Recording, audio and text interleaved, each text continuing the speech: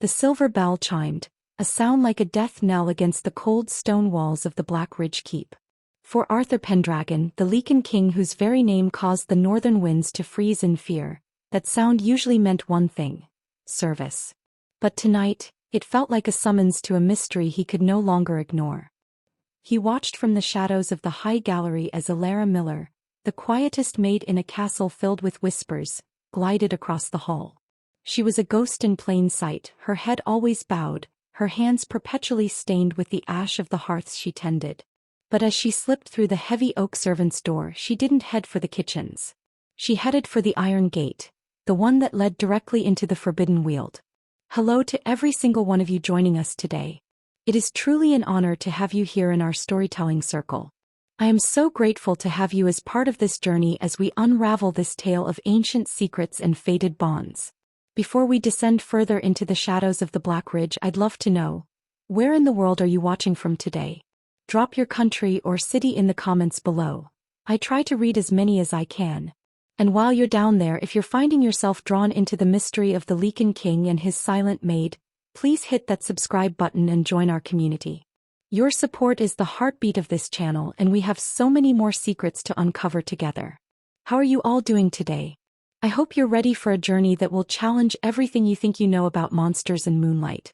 Arthur's golden eyes, capable of spotting a hawk's heartbeat from a mile away, narrowed. The Forbidden Weald was a place of ancient, predatory magic, a place where even his fiercest warriors refused to tread after sundown. Yet Alara moved with a terrifyingly calm purpose. She didn't look back. She didn't tremble. The heavy iron bolt of the gate, which usually required 2 men to slide, moved silently under her touch as if the metal itself recognized her. Arthur felt a prickle of unease crawl up his spine, a sensation he hadn't felt since the Great War of the Shifting Moons. He was a king built on iron and blood, a man who had suppressed his own humanity to lead a race of predators, yet this slip of a girl, a human who had served his meals in silence for 3 years, was walking into the mouth of a god-forsaken forest without a torch. The wind howled, carrying the scent of pine, damp earth, and something else, something sweet and metallic that made Arthur's inner wolf pace behind his ribs. He didn't call out. He didn't stop her. Instead, he stepped off the gallery, his boots hitting the floor with the silent grace of a hunter. He followed her. He tracked the slight indentation of her slippers in the mud, the way the ferns seemed to lean toward her as she passed, as if acknowledging a queen. Deep in the heart of the woods, where the moonlight struggled to pierce the canopy of interlocking branches, Alara stopped. Arthur crouched behind an ancient, gnarled oak, his breath held tight. He expected to see a lover. He expected to see a spy meeting with the southern rebels. He even expected to see her shifting into some foul creature of the dark. What he saw instead shattered the foundation of his reality. Alara reached into the hollow of a dead tree and pulled out a bundle wrapped in tattered silk. As she unwrapped it, a soft, ethereal glow began to emanate from her palms, a light that wasn't reflected moonfire, but something boiling up from within her very veins. She knelt in a circle of white lilies that shouldn't have been blooming in the dead of winter. And then she began to sing. It wasn't a song of words, but a low, rhythmic humming that vibrated in Arthur's very marrow. At her feet the earth began to heave. A wounded, skeletal creature, a shadow stalker, the sworn enemy of the Lycan race, crawled from the darkness. It was a beast of pure malice, yet it didn't attack. It put its horrific, jagged head in her lap. Alara didn't flinch. She placed her glowing hand on the creature's rotting brow, and as Arthur watched, the black rot began to recede, replaced by silver fur and healthy flesh. She wasn't just a maid. She was a weaver. A mythic being thought to be extinct, the only ones capable of curing the blight that was slowly driving Arthur's people into madness and extinction. But it was the look on her face that stopped Arthur's heart. There was no fear, only a devastating, bone-deep sadness. "I'm so sorry," she whispered to the beast, her voice finally breaking the silence of years. "I'm so sorry he doesn't see you. I'm so sorry he only knows how to kill." Arthur stepped out from the shadows, the dry leaves crunching like bone under his weight. Alara froze. The shadow stalker growled, a sound like grinding stones, but she placed a calming hand on its neck. She turned her head slowly, her eyes no longer the dull brown of a servant, but a vibrant, burning gold that matched his own. You followed me, she said, her voice steady despite the tear tracking through the ash on her cheek. What are you? Arthur demanded, his voice a low rumble of thunder. And why are you healing the thing that murdered my father? Elara stood, the light in her hands fading but the power in her presence only growing. Your father wasn't murdered by this beast, King Arthur. He was murdered by the same lie you've been told your whole life. And if you kill me now, you'll never know why your people are truly dying. The revelation hit him like a physical blow. The Maid was the key to his race's survival, and she had been cleaning his floors while he searched the world for a cure.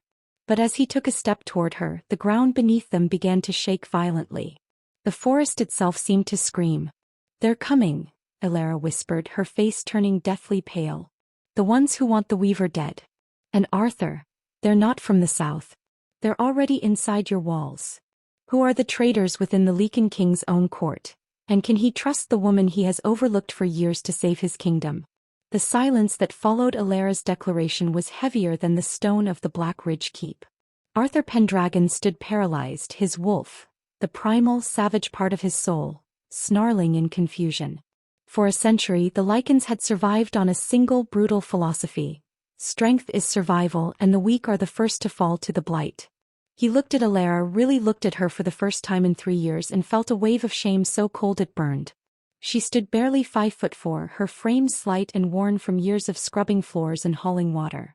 Her face, usually obscured by a messy fringe of dark hair and the soot of the fireplaces, was now clear in the ethereal light of the glade. She wasn't just quiet. She was a fortress.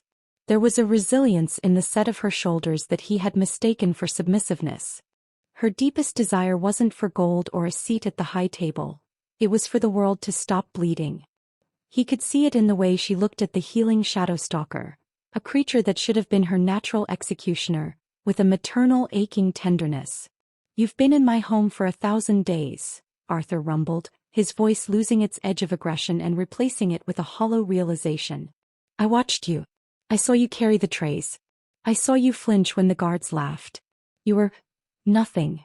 I was safe in being nothing, Elara countered, her voice gaining a melodic strength. To be something in your world, Arthur, is to be a target. To be a weaver is to be a prize. Your people didn't protect the weavers.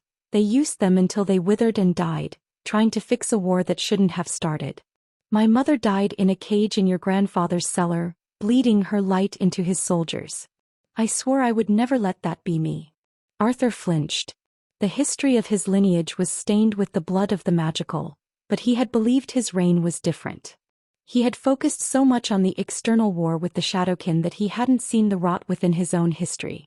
His fear, the one he never admitted to his generals, was that he was the last of a dying breed, a king of a graveyard. Seeing Elara's power gave him hope, but her words gave him a mirror he didn't want to look into. Behind the trees, a shadow shifted. Out stepped Jack Sparrow, Arthur's second-in-command and most trusted childhood friend. Jack was the antithesis of Arthur. Charming, quick with a joke and lethally fast with a blade. But tonight, his face was a mask of grim urgency. Arthur, we have a problem, Jack said, his eyes darting to Elara and widening in shock. The High Council. They're not waiting for your return. General Maximus Decimus, that old warhawk, has called an emergency session. They're claiming the Blighter is in the castle. They're moving to purge the servant quarters. Purge. Arthur's fur began to bristle along his neck. On whose authority? On the authority of the blood law, Jack replied, his voice dropping to a whisper. The very law your father signed. If there is a suspected source of infection, the king must cleanse it or the council takes the crown. Elara's breath hitched. They know, she whispered. They don't want a cure, Arthur. The blight is how they keep the people afraid. It's how they keep you on the throne and them in power. If the blight is cured, the war ends. And if the war ends, they lose their purpose. Arthur looked at Jack, then back at the girl who was currently stroking the head of a monster. He saw the stakes clearly now. This wasn't just about a maid with a secret. It was about a conspiracy that reached the very top of his government. His motivation shifted in a heartbeat. He no longer just wanted to know who she was. He wanted to protect the light she held, even if it meant burning his own kingdom to the ground. Jack, Arthur commanded, his voice regal and terrifying once more. Take the Shadow Stalker. Hide it in the old catacombs. If anyone asks, you were scouting the perimeter. And you? Jack asked, looking at Alara. The maid is coming with me, Arthur said, reaching out a hand. He didn't grab her. He didn't force her. He offered it. He said, I only know how to kill Alara. Give me a chance to prove I know how to listen. Alara looked at the massive scarred hand of the Lycan King. She saw the blood of 1,000 battles on his knuckles, but she also saw the slight tremble of a man who was terrified of losing the only hope his people had left. Slowly she placed her small soot-stained hand in his. The moment their skin touched, a jolt of pure golden electricity shot through both of them. It wasn't just magic. It was a soul tether, an ancient bond that made Arthur's wolf howl in recognition. Maid. The word echoed in his mind, unbidden and overwhelming. He looked into her eyes and saw the same shock reflected there. They were bound by more than just a secret. They were bound by fate. We have to go, Arthur said, his voice thick with emotion. Before the sun rises and the council realizes the king has found his queen. As they hurried back toward the secret entrance of the keep, the wind picked up, carrying the distant sound of steel clashing against steel. The purge had already begun. The air inside the Black Ridge Keep had changed. It no longer smelled of old stone and roasting meat. It smelled of ozone and cold, sharp iron. As Arthur and Alara slipped through the servants' passage, the muffled sound of screaming drifted from the lower levels. The purge wasn't a search. It was an execution. Arthur's grip on Alara's hand tightened, not out of aggression, but a protective instinct so fierce it threatened to trigger his shift right there in the narrow hallway. His heart hammered against his ribs like a trapped bird. He had spent years as a king, distant and cold, but the touch of this maid had cracked the ice around his soul. They're in the West Wing, Alara whispered, her eyes wide with a terror that wasn't for herself but for the others. The laundresses, the stable boys. They're innocent, Arthur. They don't have the light. They're just people. I know, Arthur growled, his golden eyes flashing in the dark. And that is why I am going to end this tonight. They rounded the corner into the great hall, and the scene that met them was a nightmare. General Maximus Decimus stood atop the dais, his silver armor polished to a mirror sheen, reflecting the flickering torchlight. Beside him stood a woman Arthur hadn't expected to see. Rose DeWitt Bucator, the high priestess of the lunar cult and Arthur's own betrothed, a political match he had ignored for years. Rose wasn't the delicate flower the court perceived her to be. She held a crystal staff that hummed with a sickly violet light, and at her feet 3 servants were shackled, their faces bruised. Arthur! Rose called out, her voice like silk over a blade. She didn't look surprised to see him. She looked triumphant. We were beginning to think the forest had swallowed you whole. And look, you've brought the little cinder girl with you. Release them, Rose, Arthur commanded, his voice vibrating with a power that made the tapestries flutter. This purge is an illegal act against the crown. The crown is only as strong as the blood that sustains it. Maximus stepped forward, his hand on the hilt of a massive broadsword. We have proof, Arthur. Proof that a weaver has been leeching the strength of the Lycan lineage right under your nose. The blight isn't a disease of the woods. It's a parasite carried by her kind. The lie was so bold, so calculated, that Arthur felt a moment of genuine vertigo. They were flipping the truth to justify genocide. She isn't a parasite, Arthur roared, his body beginning to swell as the wolf pushed against his skin. She is the cure. I saw her heal a shadow stalker with a touch. A collective gasp rippled through the gathered guards. To heal a shadow stalker was the ultimate heresy in their world. Rose's eyes gleamed. You hear him? Our king has been bewitched. He defends the monsters and the witches who craft them. In that moment Rose raised her staff. A bolt of violet lightning arched across the room, aimed not at Arthur but at Alara. Arthur moved faster than human sight. He threw himself in front of her, the magical energy slamming into his chest.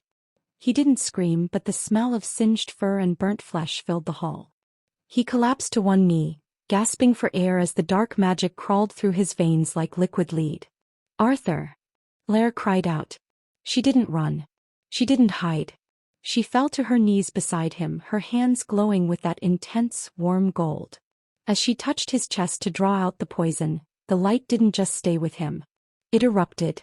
A shock wave of pure radiance spiraled outward, knocking the guards back and shattering the stained glass windows of the great hall. In the center of the light, Alara's form began to change. Her simple linen dress didn't tear. It shimmered, turning into a gown of woven moonlight. Her hair drifted upward as if underwater, and a crescent moon entwined with the sun, burned onto her forehead. She wasn't just a weaver. She was the Ethelgard, the sovereign of all weavers, a figure of prophecy that was supposed to herald the end of the Lycan Kings. The guards dropped their weapons, falling to their knees in instinctive prayer. Even Maximus retreated a step, his face pale. "The prophecy," Rose hissed, her face contorting with rage. "The sun and moon shall unite to break the Iron Throne. I won't let it happen." Rose threw a vial of black liquid onto the floor, void salt.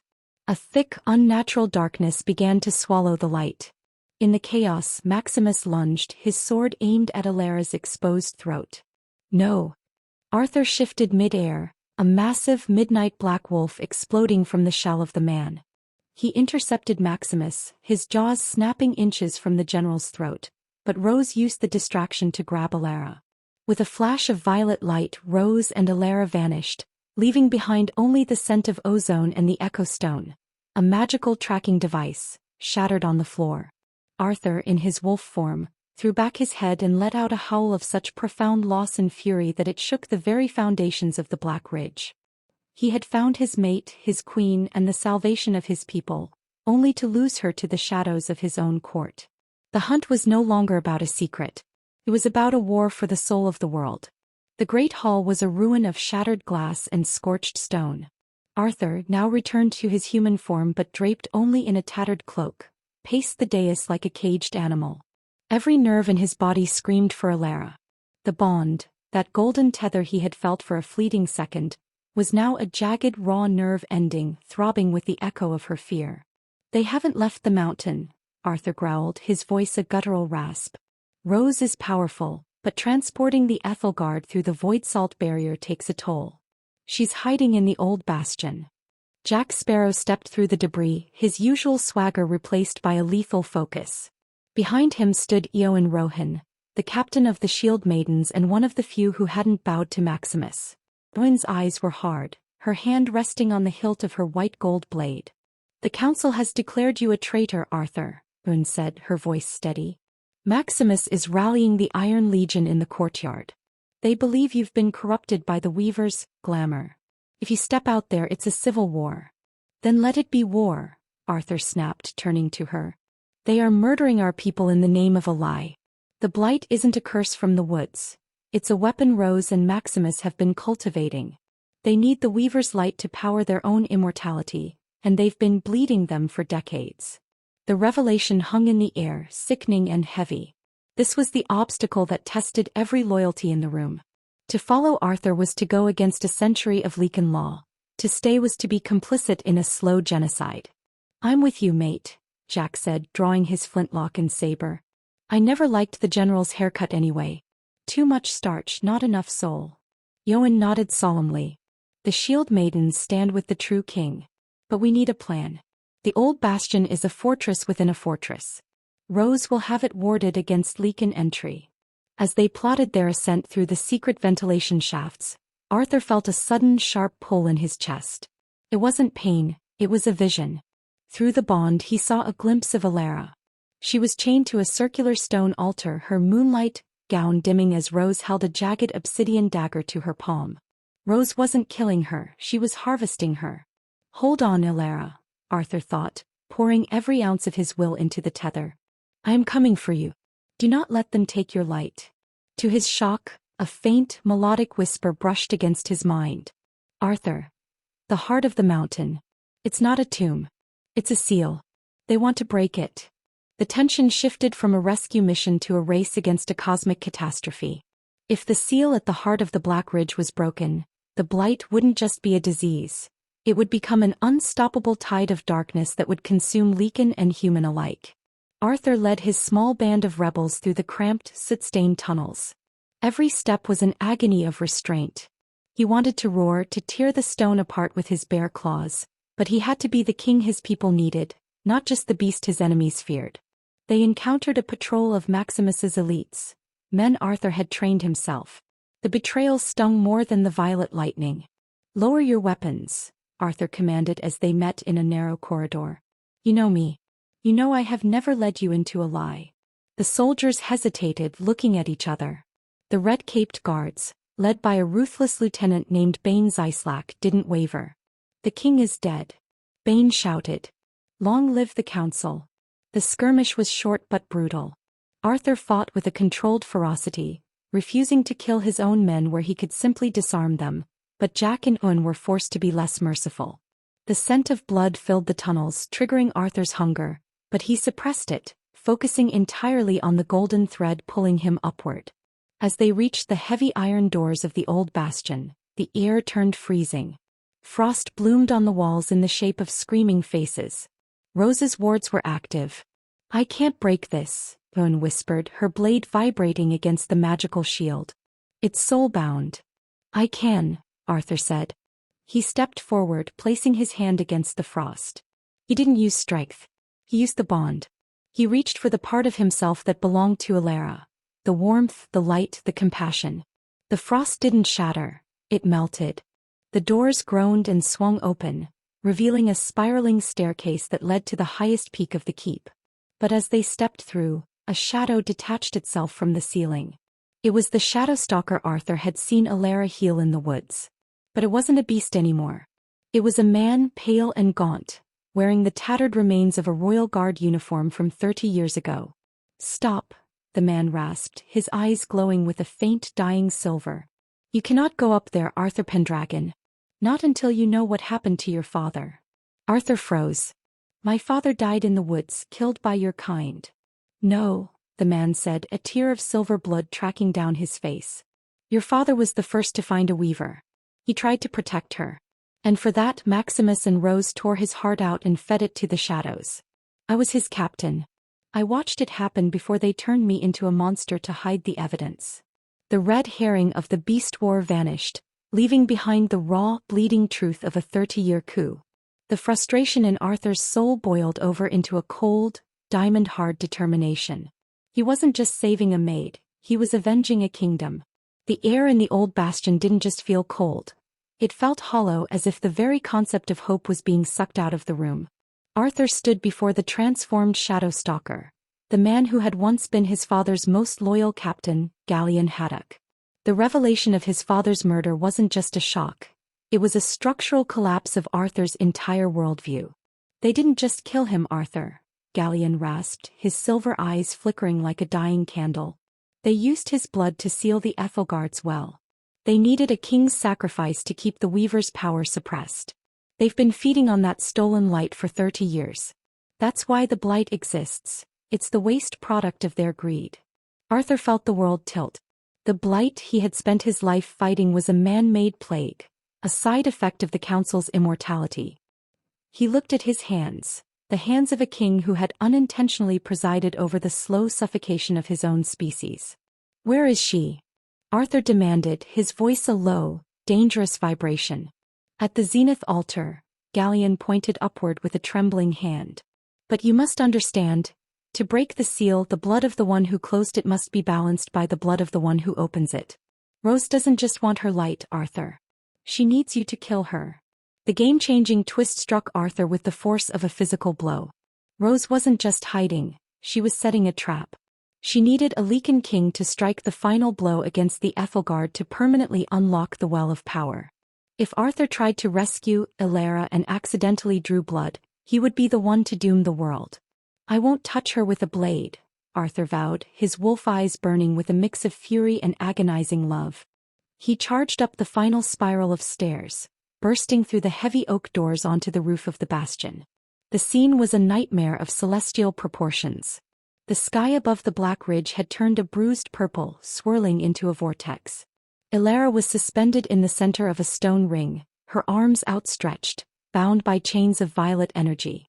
Rose stood behind her, the obsidian dagger pressed against Elara's throat, while Maximus stood guard with a squad of elite executioners. "Welcome to the end of the old world, Arthur," Rose cried out, her hair whipping around her face in the magical wind. "Look at her. Look at the quiet maid now. She is a sun trapped in a jar, and I am the one with the key." Let her go, Rose, Arthur said, stepping onto the platform. He signaled Jack and Ewan to stay back. This was a battle of souls, not just steel. Why? So she can save us. Rose laughed, a sound devoid of any humanity. She doesn't want to save us. She wants to reset the balance. If she opens the well, the Lycans will lose their predatory edge. We will become ordinary. Is that what you want, King? To be a man instead of a god? Arthur looked at Alara. Her eyes met his, and in that moment, the bond flared with a blinding white-hot intensity. Through the connection, he didn't see a power source. He saw her childhood, the hiding in haylofts, the smell of her mother's fading light, the years of pretending to be invisible just to survive another day. He felt her crushing loneliness, and he felt the sudden, terrifying warmth she had discovered when he had followed her into the woods. Arthur, her voice echoed in his mind, clear and steady despite her physical pain. The seal isn't in the stone. It's in the bloodline. My life for the well. That's what they think. But there is a third way. A way they forgot. What way? Arthur whispered aloud. The Union, Alara said, her voice ringing out across the roof, drowning out the wind. The sun and the moon were never meant to be separate. The king and the weaver. We are two halves of the same pulse. Rose's face contorted. Silence. There is no union, only consumption. She swung the dagger, slicing Alara's palm.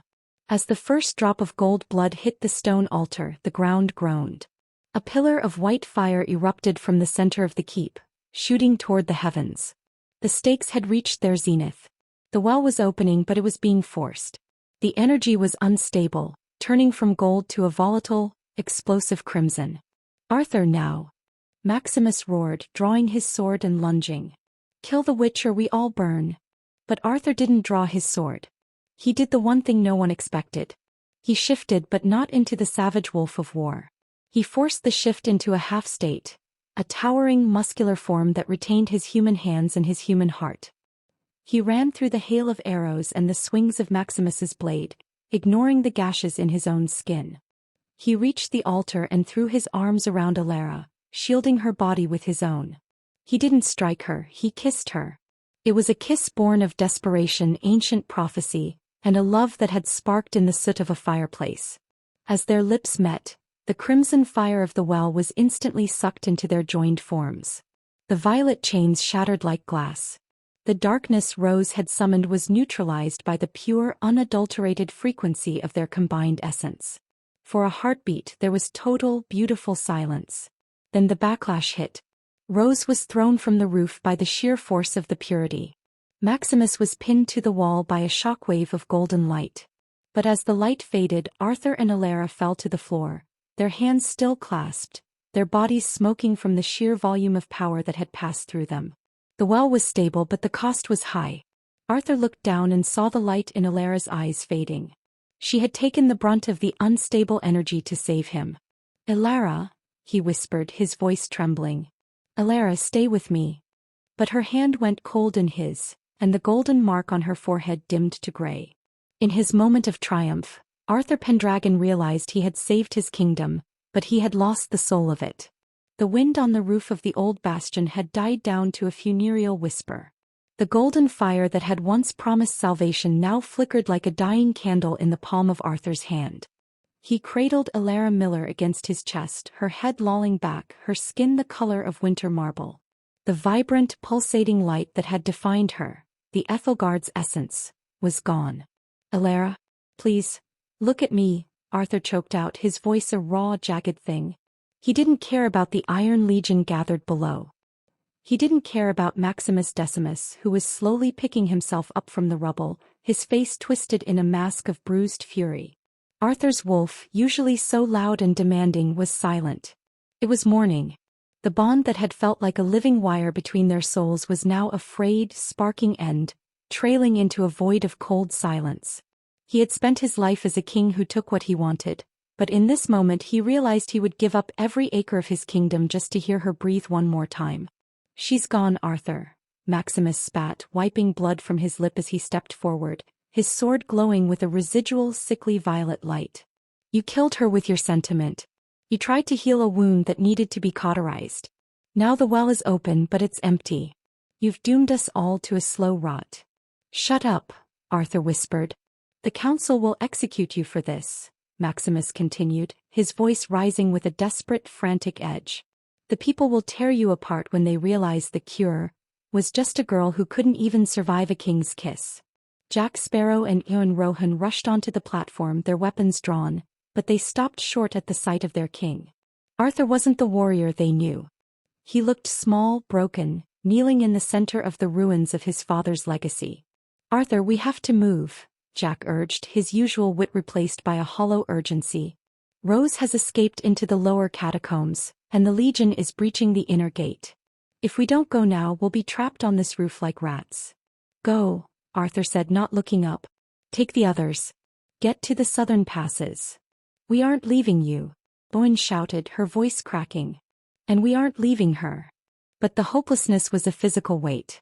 The sky above them began to bleed a dark, oily rain, the first sign of the great collapse.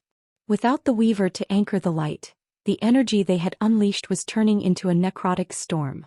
The very stone beneath them began to crack, black veins of rot spreading from the altar.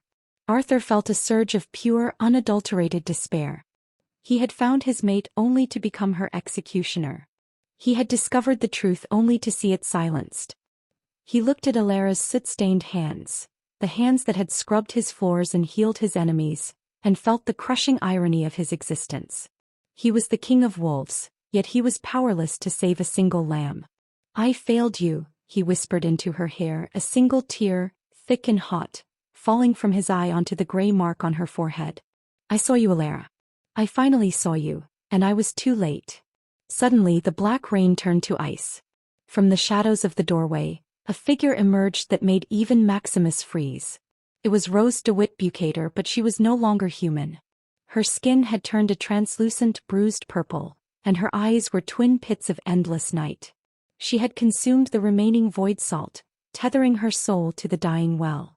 If I cannot have the light, Rose hissed, her voice sounding like 1,000 dry leaves skittering over a grave, then no one shall have the dawn. I will drink the last of the Lycan blood tonight. She raised her hand and the shadows themselves rose up like lances. One struck Jack in the shoulder, sending him spinning backward. Another pinned Eowyn to the stone. Arthur stood, but he was slow. The despair had sapped his strength. He shifted into his massive wolf form, but the transformation was sluggish, his fur matted with the black rain. He lunged at Rose, but she simply phased through the air, her laughter echoing from the very walls. You are a king of nothing, Arthur Pendragon. Rose shrieked, her shadow claws raking across his ribs, drawing blood that smoked as it hit the ground. Arthur fell beside Alara's body, his breath coming in ragged, bloody gasps. He looked at her one last time, waiting for the final blow. The separation was complete. The light was dead. The mountain was falling. In this darkest hour, as the shadows of his own betrothed prepared to tear out his heart, Arthur realized that he didn't want to survive a world without the quiet Maid. He closed his eyes, leaning his head against hers, and waited for the end. The darkness wasn't just a physical presence.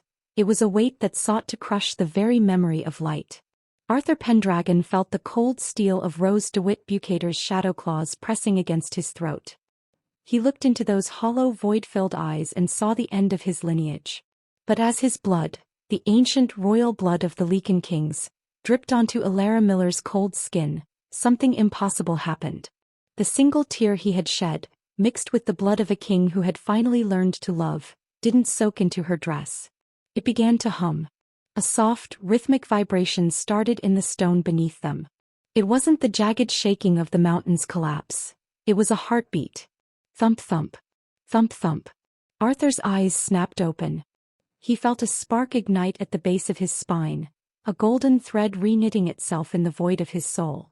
The bond wasn't frayed, it was being forged in fire. Arthur, a voice whispered, not in his mind but in the very air. It was the collective whisper of 1,000 fallen weavers, a chorus of those who had been silenced. The king does not just kill. The king protects.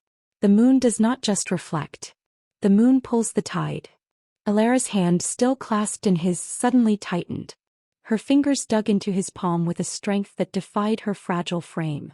The gray mark on her forehead didn't just dim.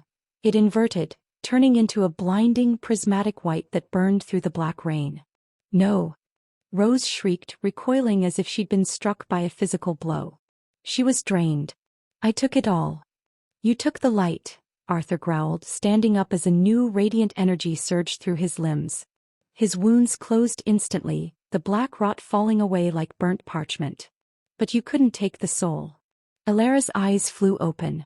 They weren't gold anymore.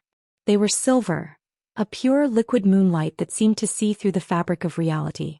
She stood up, her movements fluid and ethereal. She didn't look like a maid anymore. She looked like a goddess of the dawn. Arthur, she said, her voice a symphony of power and tenderness.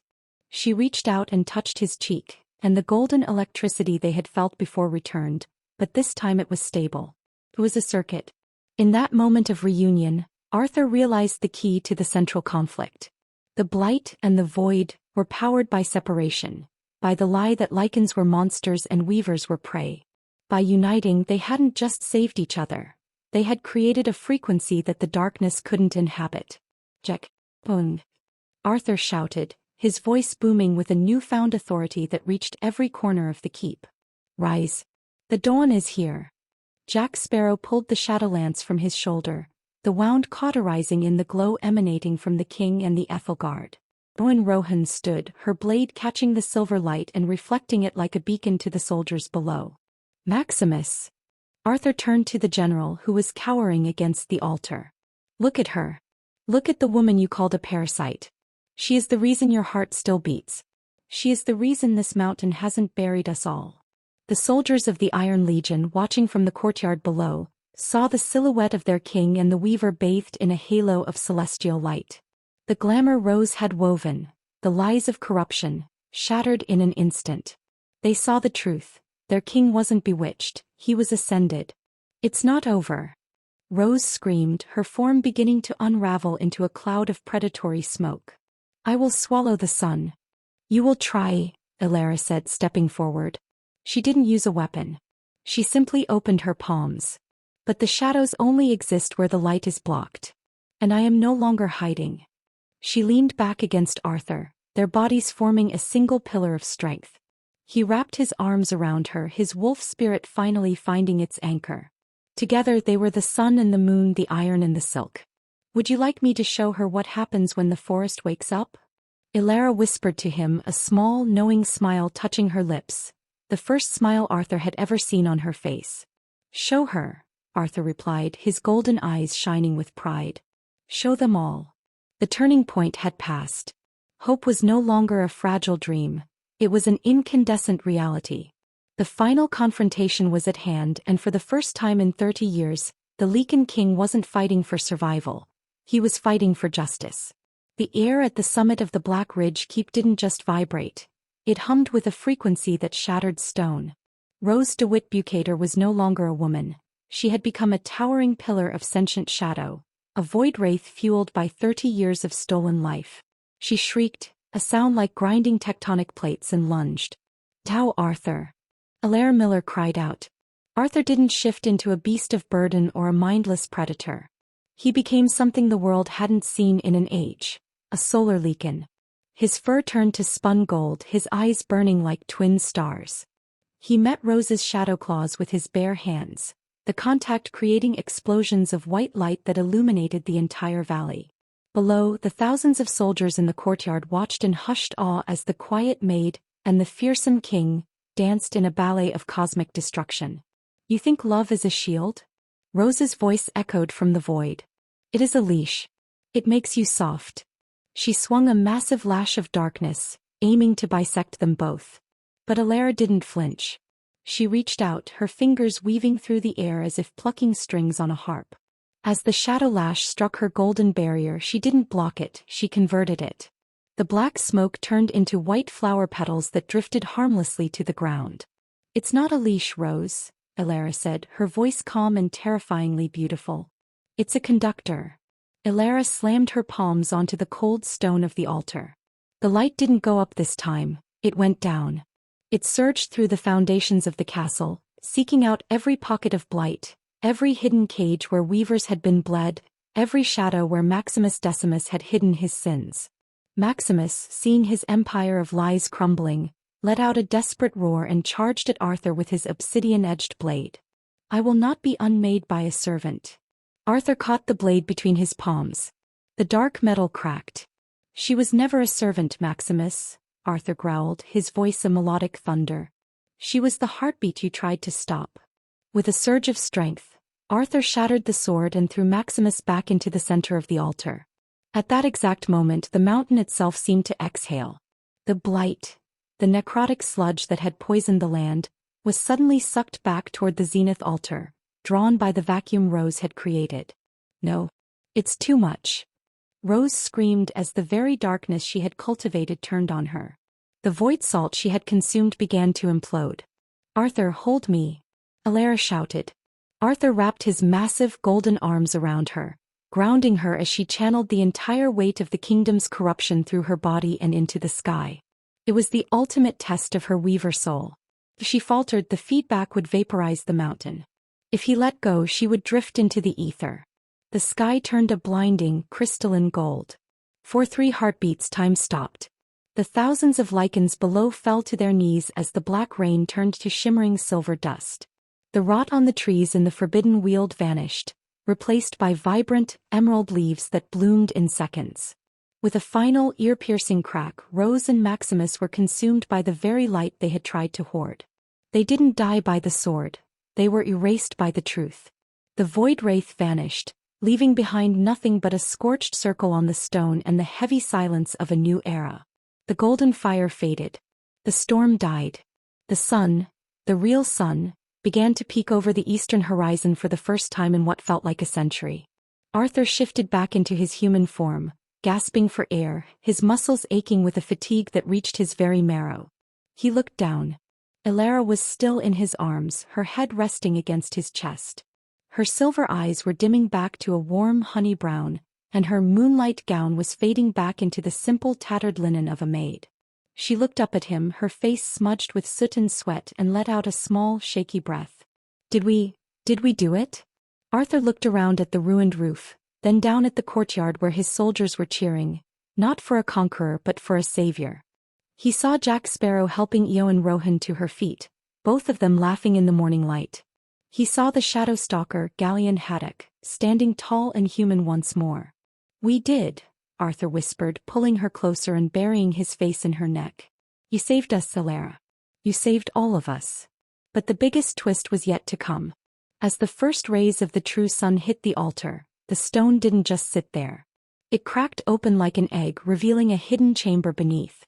Inside lay the crown of the Union, a circlet made of both sun gold and moon silver. It had been waiting for the moment a king and a weaver stood together in true love. Arthur picked up the crown, but he didn't put it on his own head. He turned to the woman who had been invisible for 3 years. "The people need a king," Arthur said, his voice thick with emotion. "But the world needs a queen who knows what it's like to start a fire from nothing." Alara took a deep breath, her hand trembling as she touched the crown. "I'm just a maid, Arthur." "No," he said, pressing his forehead against hers. "You are the Ethelgard. You're my mate. And you are the only person I will ever bow to." In the courtyard below, the chant began. It wasn't "Long Live the King."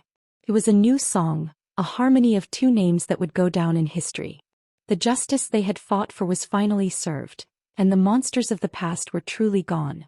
The morning sun didn't just rise over the Black Ridge Keep.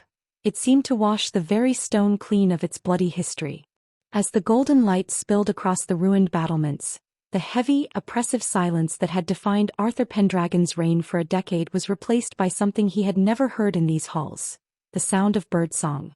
Arthur stood on the balcony of the great hall, no longer dressed in the jagged black armor of a warlord, but in a simple tunic of deep forest green. Beside him, Alara Miller leaned against the balustrade. She was no longer hiding in the shadows of the hearth. Her face was clean, her dark hair flowing freely in the mountain breeze, and the silver mark on her forehead had settled into a faint, shimmering scar, a permanent kiss of the moonlight. "It feels different," Alara whispered, her hand finding Arthur's. "The air. It doesn't taste like ash anymore." "That's because the fire we started last night didn't burn the world down, Alara," Arthur said, his voice warm and grounded. "It just woke it up." The transformation of the kingdom was nothing short of miraculous. Below them, in the sprawling courtyards, the Iron Legion had traded their black spears for hammers and plows. Jack Sparrow was currently leading a group of young Lycans in the rebuilding of the southern granaries, his laughter echoing up to the balcony. Owen Rohan stood at the gates, welcoming a caravan of refugees, both Lycan and human, who were returning to the lands that had once been consumed by the blight. The most profound change, however, was in the people themselves. The predatory edge that had made the Lycans a race of fear had softened into a steady, protective strength. The blight was gone, and with it the madness that had turned brothers against sisters. "They're calling it the Age of the Two Moons," Gallion Haddock said, stepping onto the balcony. He looked decades younger, his eyes bright and his posture regal. He bowed deeply, not just to Arthur but to Alara. "The first weavers have arrived at the gates, my queen. They heard the call. They want to help replant the forbidden weald." Alara's eyes filled with tears, not of sadness, but of a joy so profound it seemed to radiate from her skin. "Tell them I will be down shortly. We have much to discuss about the new gardens." Gallion nodded and withdrew, leaving the king and his weaver alone in the quiet of the morning. Arthur turned Alara to face him, his hands resting gently on her waist. The bond between them was no longer a frantic, sparking wire. It was a deep, rhythmic hum as steady as the mountain itself. "I spent 3 years watching you," Arthur admitted, his voice dropping to a tender murmur. "I thought I was looking for a spy. I thought I was looking for a threat. I never realized I was looking for my own soul." "You found it," Alara smiled, reaching up to trace the line of his jaw. "And you followed it into the dark. That's more than most kings would do, Arthur Pendragon." "I would follow you into 1,000 forests, Alara. I would scrub every floor in this castle if it meant I got to stand by your side." He reached into the pocket of his tunic and pulled out a small, simple ring.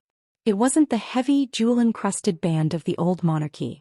It was a slender circlet of white gold, engraved with the image of a single lily entwined with a wolf's paw. "The crown of the Union is for the state," Arthur said, his golden eyes burning with a fierce, authentic devotion. "But this is for the girl who healed a monster in the woods. Alara, will you stay? Not as my servant and not just as a prophecy, but as my wife? As the woman who shares my heart." Alara didn't hesitate.